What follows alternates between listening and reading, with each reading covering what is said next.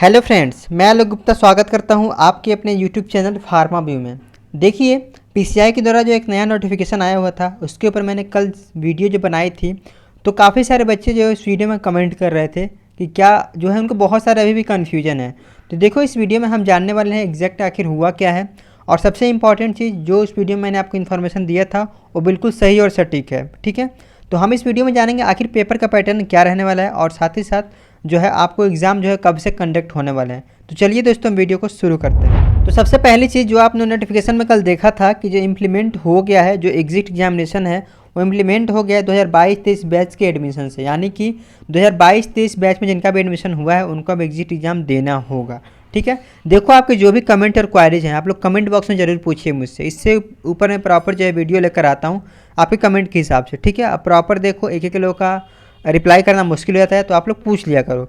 अब चलो बात करते हैं यहाँ पे थोड़ा सा हम पैटर्न के बारे में, आखिर किस हिसाब से इसका पैटर्न रहने वाला है। ठीक है, तो देखो यहाँ पे मैं आपको यहाँ पे एक चीज़ बता देना चाहता हूँ, इसका पैटर्न जो है वो किस हिसाब से रहने वाला है।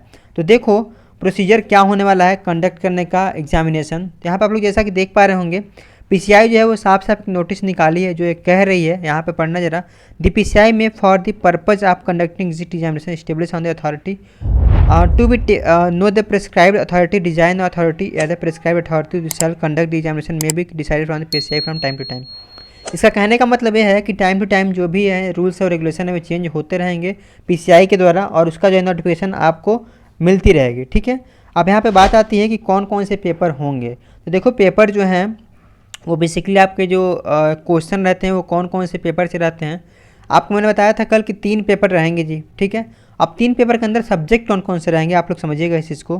फार्मास्यूटिक्स रहेंगे जो कि आप लोग फर्स्ट ईयर में पढ़ते हो, फार्माकोलॉजी रहेंगे जो कि आप लोग सेकेंड ईयर में पढ़ोगे, फार्माकोग्नोसी जो कि आप लोग फर्स्ट ईयर में पढ़ते हो, फार्मास्यूटिकल केमिस्ट्री आप लोग फर्स्ट ईयर में पढ़ते हो, बायोकेमिस्ट्री सेकेंड ईयर में पढ़ते हो, hospital and clinical pharmacy second year में पढ़ते हो, फार्मास्यूटिकल ज्यूरिस्प्रूडेंस ये भी आप लोग देखो सेकेंड ईयर में पढ़ते हो, एंड ड्रग स्टोर मैनेजमेंट ये भी आप लोग सेकेंड ईयर में ही पढ़ते हो। ठीक है, तो देखो इन सारे जो पेपर हैं 1 2 3 4 5 6 7 8, ठीक है, और 9 पेपर को मिला के यानी कि 3 पेपर का एक पेपर होगा। यानी कि कहने का मतलब क्या है, 3 पेपर होंगे। ठीक है, डिवाइड बाई 3, 3 पेपर यहाँ पे आएंगे, 3 पेपर यहाँ पे आएंगे और 3 पेपर यहाँ पर आएंगे। ठीक है, यानी कि ऐसे आपके 9 पेपर हो जाएंगे।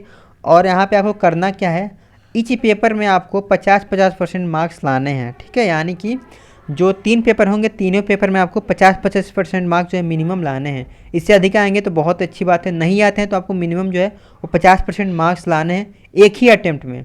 अब देखो यहाँ पे एक ही अटेम्प्ट का मतलब क्या हुआ, सेम अटेम्प्ट। कहने का मतलब क्या है, जो आप लोग पेपर दे रहे हो फर्स्ट सेकेंड और थर्ड, तो तीनों पेपर में आपके 50-50% मिनिमम जो है मार्क्स आने चाहिए। ठीक है, अगर एक भी आपके पेपर में 50% से कम मार्क्स रह जाते हैं तो आपको दोबारा पेपर देना होगा, और दोबारा से आपको तीनों का तीनों पेपर जो है वो देना होगा। यहाँ पे साफ साफ ये चीज़ जो है यहाँ पर वो मेंशन है। ठीक है, अब देखो, अब यहाँ पे बात आ रही है कि अब इसके बाद क्या होगा, जैसे आप लोग पेपर पास कर लोगे, ठीक है, उसके बाद से और certificate for the eligible for the enrolment and practice shall be issued the successfully candidate which will be prescribed before the state pharmacy council state pharmacist. इसके बाद क्या होगा, आपके स्टेट फार्मेसी काउंसिल में, अगर आप तो दिल्ली के होगे तो Delhi state pharmacy council, UP के होगे तो Uttar Pradesh state pharmacy council. ठीक है, आपका रजिस्ट्रेशन वहाँ पे हो जाएगा। उसके बाद से क्या कह रहा है कि ये रूल्स और रेगुलेशन है, उसके बाद से आपका जो है रजिस्ट्रेशन होगा, किस हिसाब से होगा, कौन से एक्ट के थ्रू होगा, यहाँ पे बता रहे हैं। ठीक है, तो ये सारे के सारे देखो दोस्तों इन्फॉर्मेशन है। आपको अभी भी कोई अगर डाउट लगता है तो आप लोग कमेंट बॉक्स में उस चीज़ को पूछ सकते हो। ठीक है, चलो ये सारी की सारी इन्फॉर्मेशन थी। आई होप कि आपको इन्फॉर्मेशन समझ में आ गई होगी। इन्फॉर्मेशन अच्छा लगा हो तो वीडियो को जरूर शेयर कीजिएगा। तो चलिए मिलेंगे ऐसे एक शानदार इन्फॉर्मेटिव वीडियो में, तब तक के लिए बाय बाय, टेक केयर।